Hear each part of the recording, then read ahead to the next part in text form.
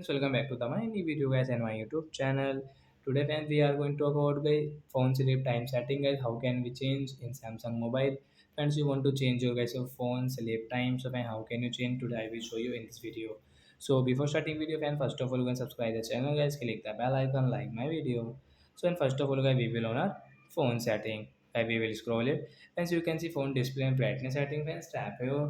Guys again scroll. Friends, you can see screen timeout means guys your phone sleep time. So guys you can change from here. So example guys, if you change it to like 30 seconds, so guys come back. So friends, how can you use? So friends, you can see we will not touch anywhere on our screen. So after 30 seconds guys, your phone will sleep. Wait and watch.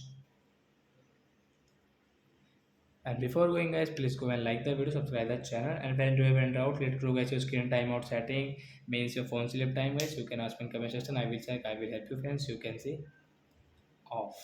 Automatic your phone will sleep. So like that guys, you can change your phone sleep time. So that's it guys. Thanks for watching. Bye.